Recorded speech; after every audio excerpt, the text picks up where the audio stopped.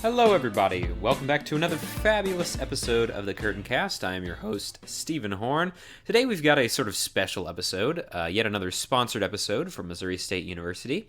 However, this episode is actually coming out before the show that it is about has opened. So this podcast episode is sort of going to be a preview and a sort of comprehensive guide on what audiences can look forward to seeing when the show Everybody, directed by Kyle A. Thomas and starring a variety of excellent actors, including myself, opens on the 21st of April and runs through the 25th. So we've got a very special interview with the director, Kyle A. Thomas, today. I think you all are really going to dig it. So without further ado, let's get into it, shall we? This episode is brought to you in partnership with Missouri State University Theater and Dance. MSU offers a multitude of theater and dance degree programs to give its students the tools to excel in the industry, including BFAs in acting, musical theater, dance, and design, as well as a BA and BS program for theater studies, dance, and speech and theater education. MSU alums get work and are well known throughout the industry as hard workers, amazing performers, and the finest designers and technicians. With alumni like John Goodman and Kathleen Turner and faculty members with major credits on both Broadway and in Hollywood, MSU has no shortage of credentials and a fantastic network of graduated students. MSU Theater and Dance, where conservatory quality meets the liberal arts. Hello, everybody. Welcome back to the CurtainCast, a very special episode coming out before the release of Everybody, which is coming out here in just a few days. Live theater has returned to the Missouri State campus, and Everybody is the first show to do that.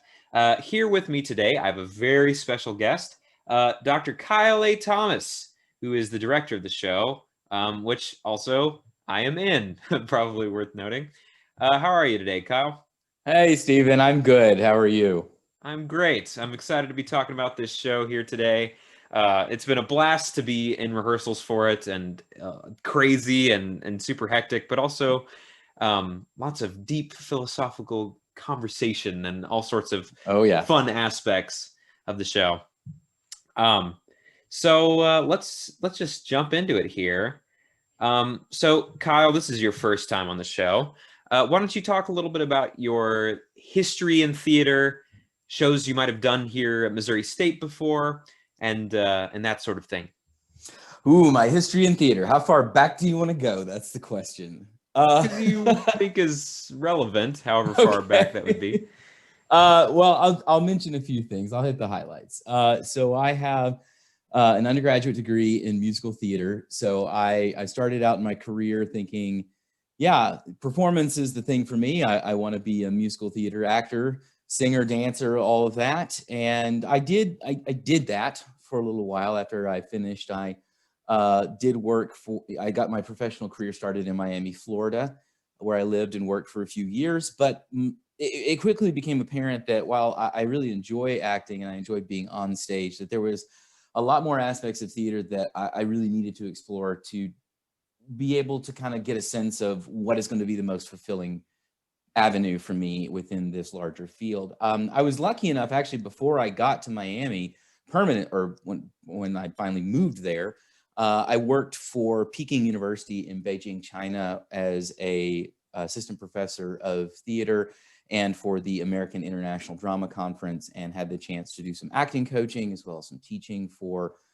Chinese undergraduate students who were learning English and learning about American drama and those sorts of things. And it just really ignited a fire in me in terms of being able to work with young people, see them develop skills, help them develop those skills, but also learn a whole lot more about my own art and things that I didn't have time to learn when I was in undergrad or didn't have an interest in. And eventually, keep the story relatively short, I ended up in graduate school where I became a specialist in postmodern approaches to historical plays, and specifically plays of the Middle Ages, European Middle Ages. And so it's pretty apt that I am directing Everybody, because it is a postmodern adaptation of this 15th century English morality play, which I'm sure we'll talk more about here shortly. But in the end, I had a great time in graduate school. I got a lot of great opportunities. I directed the medieval 12th century play of Adam, from Anglo-Norman French-speaking areas of Europe. And I directed it at the Metropolitan Museum of Art in New York, their medieval art gallery, which is known as the Cloisters. So I was directing a 12th century play in a 12th century space, which was just absolutely incredible. I've directed several other medieval plays both around Illinois and Chicago and at the University of Illinois. I've done some directing of operas and some other things, but directing has kind of been my artistic practice for the past few years. And then coming here to Missouri State, this is now my second year here. And last year I directed Comedy of Errors. And of course, this year we're doing Everybody. And it looks like next year I will be directing Much Ado About Nothing. So far I've been doing kind of more of the historical, or at least historically centered plays for our department, but I wouldn't have it any other way. I love it. And those are the kind of works that I really enjoy working on. Yeah, awesome. It's super exciting to hear somebody super thrilled about the classics, as somebody who really enjoys Shakespeare myself. Um, so the selection process for plays here is kind of interesting. Like, stuff gets submitted. Was Everybody your idea as a play to put on? Actually, no, surprisingly. It was Dr. Kurt Heinlein. It was his suggestion. I don't remember exactly what the rationale behind it was, if there was a particular thing he was trying to bring out in suggesting it, but it was immediately kind of picked up on as a really great play for this new edition of a 7th show in our main stage season. Because it's smaller in scale, it's smaller in terms of the cast members, it's smaller in terms of the scenic and design area, technical needs for the play. We felt like it would be a good first show for that slot. And that slot was designed to kind of give us another avenue to explore for students who wanted to do things that were maybe a little different, a little less likely to be good for a big proscenium stage like what we have in Koger, or even for a more intimate setting like what we have in the balcony. So this show really fit that bill perfectly. And I think more than anything, that's probably what led us to choosing it. I don't think it was necessarily about trying to make any big comment or say anything about our department or the world writ large at the time. It was just mostly that this was a good show that would be good for our students to learn about and practice, and we could employ some different techniques in particular in relation to staging theater. Yeah, totally. And you mentioned before that this is an adaptation. You called it a postmodern adaptation of an older play. Could you talk to us a little bit about that specific tidbit of knowledge? Yeah, so the play is based on a 15th century English morality play.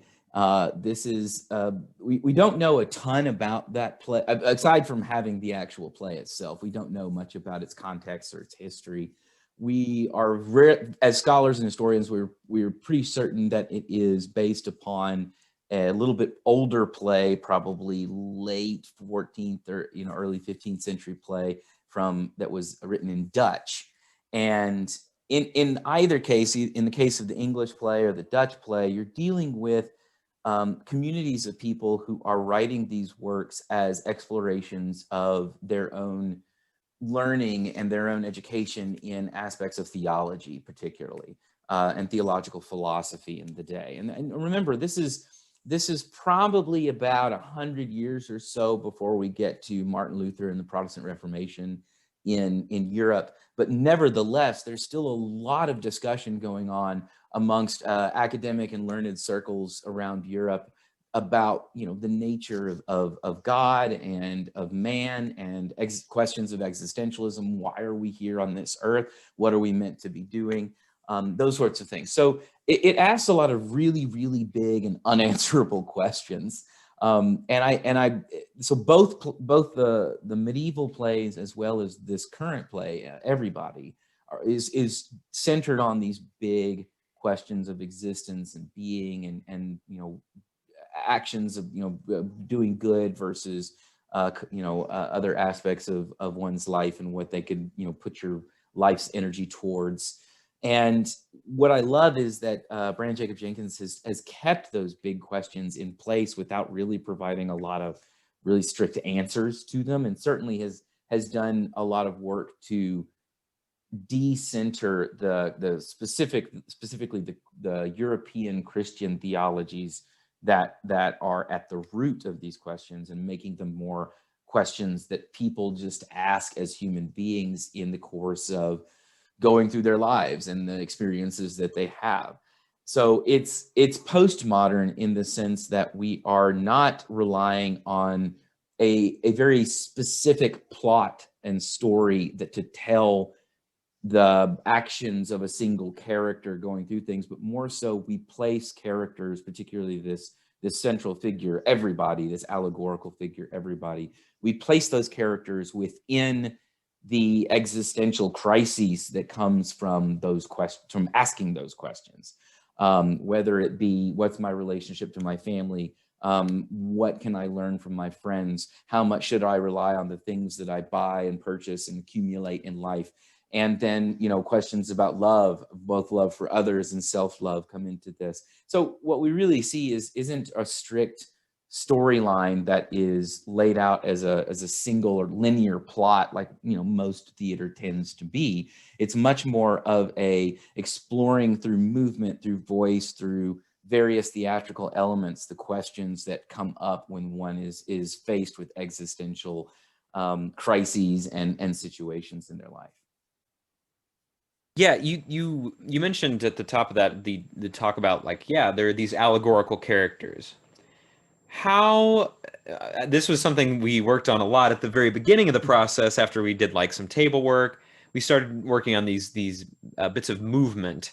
Could you talk a little bit about how we sort of went about grounding these allegorical characters like kinship or cousin? Like, how do you play a character like that? It's very interesting. Exactly. That's the big question: is how do you play an allegorical character? I mean, most of your acting training, as you know, is doing these deep character analyses where you're cast in a role as, say, Willy Loman, and your job is to really explore the life and psychology of Willy Loman at that point in that he comes to be in what we call the play or the performance. So understanding, his background, his education levels, how he feels about his family and his sons, and how he looks at his own life. And there's a lot of existential questions that are brought up in a play like that, like Death of a Salesman. But the way that you go about embodying this character and coming up with means of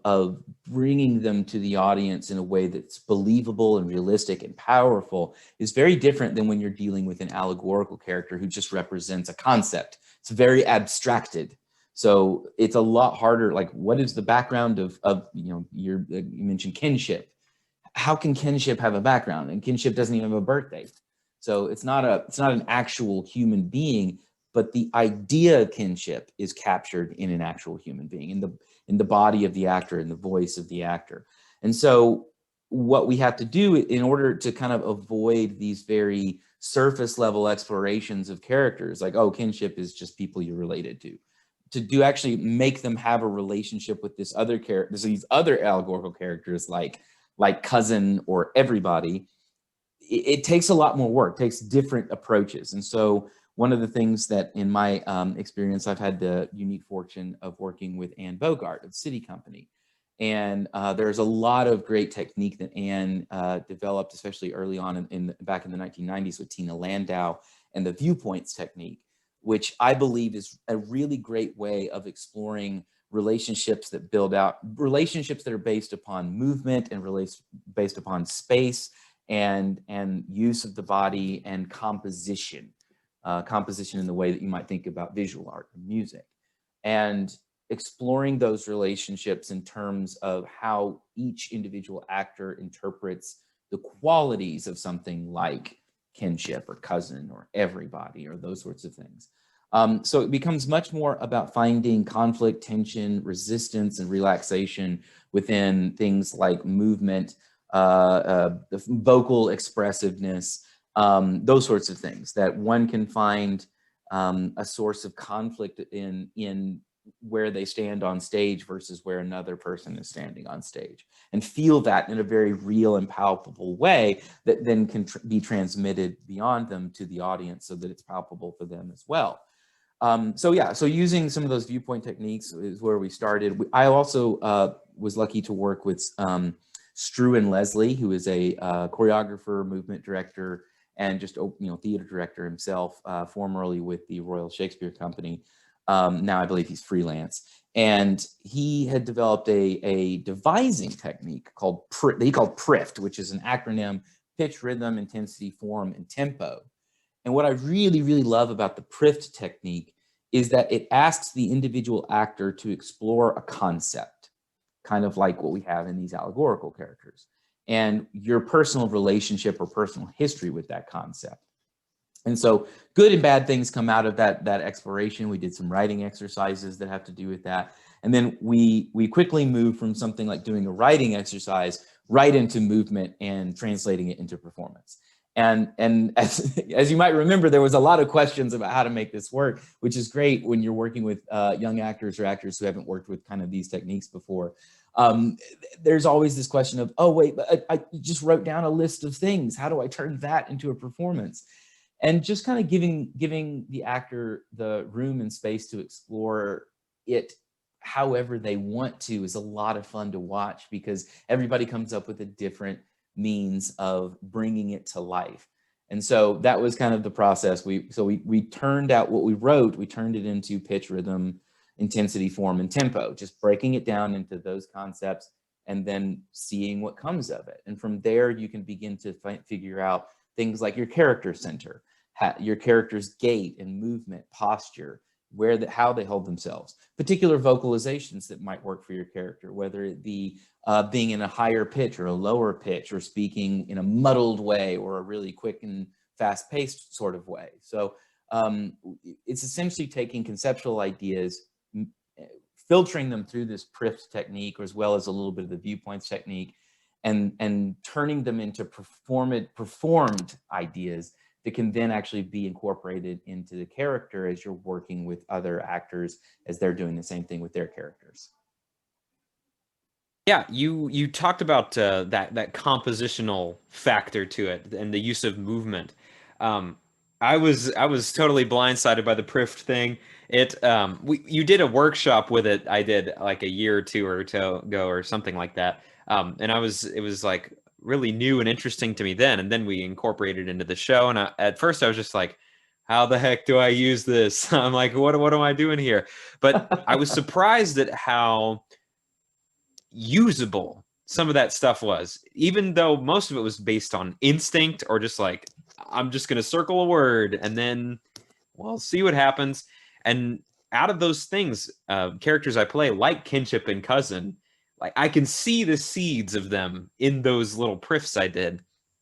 Could you talk about sort of that, like the incorporating of the prift, the use of gesture that makes its appearance in the show, and how some of that stuff appears? Yeah, gesture is that's a good thing to hit upon. So one of the things that I kind of realized early on, particularly in my work with medieval plays, the Middle Ages are, or I should say, art and representations that survive from the Middle Ages tend to be heavily gestural. So there's either, you can think about a work of art, something, whether it be a painting or a sculpture or something like that. And almost always there's a significance to the gesture or the body position of the figure that's being represented. It's symbolic in some way. So gesture was packed full of meaning in the Middle Ages in a way that today it really isn't, or at least most of our theater today doesn't feature gesture in that way. Gesture is meant to be natural. It's meant to be a part of just the way that human beings communicate and interact with one another. But in this case, I really wanted to bring out the kind of the more medieval aspect of gesture, this idea that it's packed full of meaning. And in particular, it's packed full of that sense of a journey for each character, and that everybody in particular is going on a journey. They talk about it throughout the play, that this is a journey toward death. And so everybody must prepare themselves for this journey by seeking out companions who may go with them to death. And so every search along this journey is an opportunity to explore what comes out of that moment through the gesture. The gesture becomes kind of a storytelling device.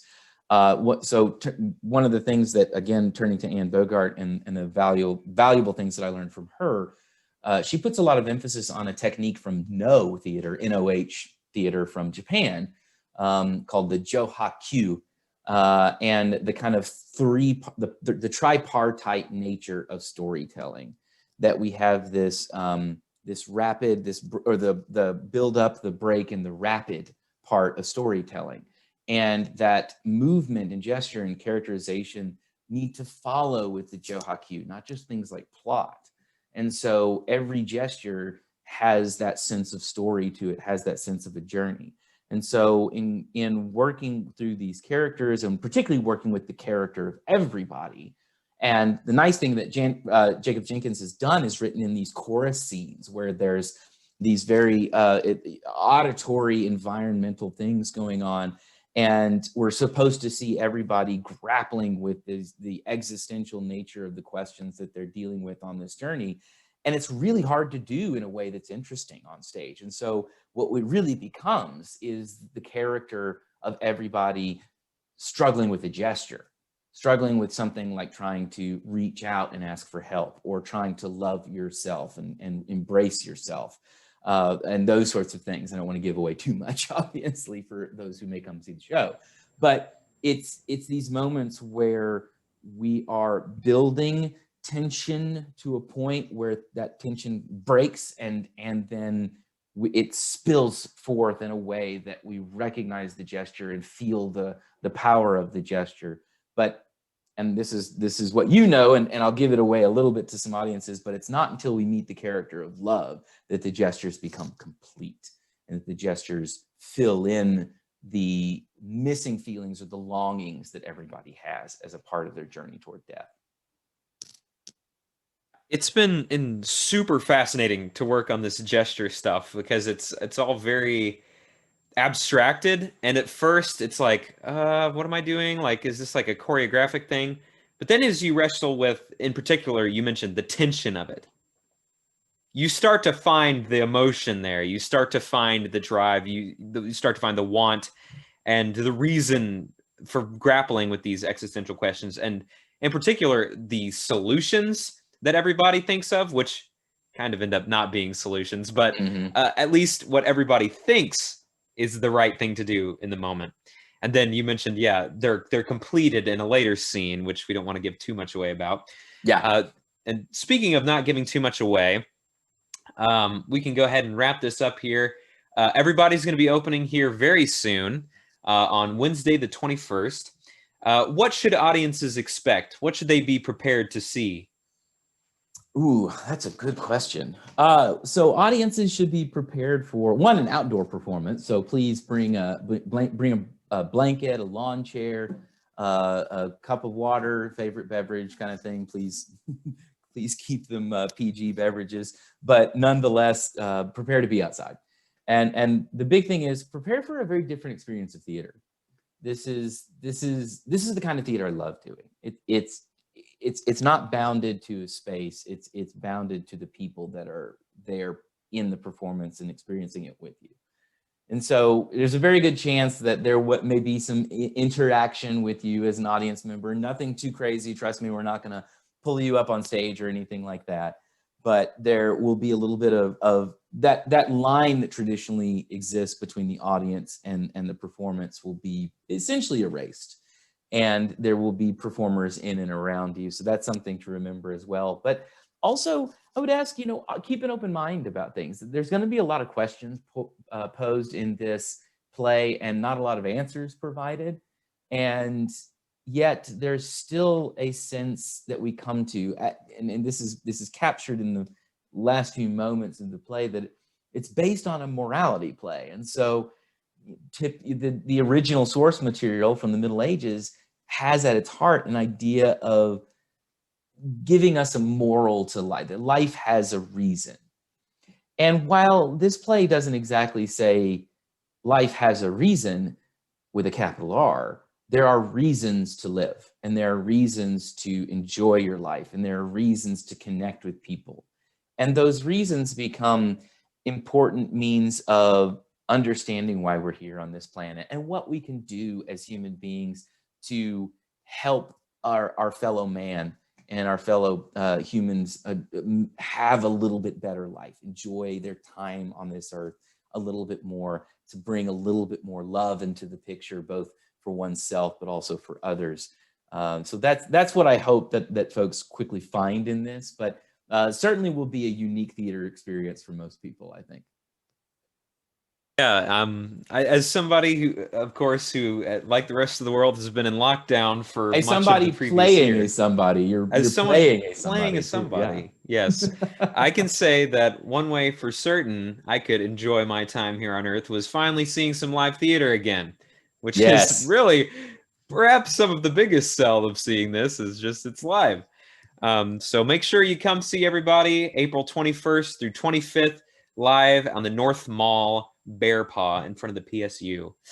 Thank you so much for Kyle for joining us today. Thank you, Stephen. It's been a pleasure. Excellent. All right, and let's go ahead and get into the next part of the show. All right, thanks so much to Professor Kyle A. Thomas for coming on the show today. He's actually the Theater Studies BA/BS coordinator for the Department of Theater and Dance here at Missouri State University. So big round of applause for him taking time out of his busy schedule to come on the show, especially with directing everybody. So CurtainCast is a production of Luminous Studios. I am your musical theater luminary, Stephen Horn. Reminder, you can get shirts and merchandise at bit.ly/luminous merch. Thank you for listening, and thank you to Ben Sound for the use of our intro-outro song, Downtown. You can follow me at Taxifish with a PH on Twitter, and if you want to follow the show, you can at the CurtainCast. Thanks to Missouri State University for sponsoring this episode, and to Luminous Studios for hosting the show. You can check out a number of amazing other shows on Luminous, like Cast Quest Cast, Awful Observances, Critical Creation, Video Shames. A new episode of My Jeremy, and Jeremy actually just came out, so be sure to check that out when you've got some free time. And I believe that is curtains for us. So remember, treat every night like it's opening night. See ya.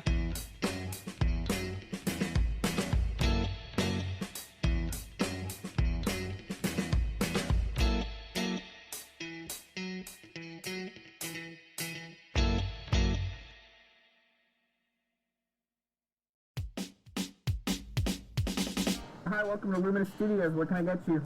Yeah, can I get a podcast where two buds try the latest and nastiest fast food items? Yeah, is that gonna be everything? No, can they also review the media and games they've been into? Yeah, that'll be Cast Food, Wednesdays on Luminous Studios or wherever you get podcasts. Can you move to the next window, please? Yeah, sorry. Take a bite of Cast Food, Wednesdays all summer on Luminous Studios.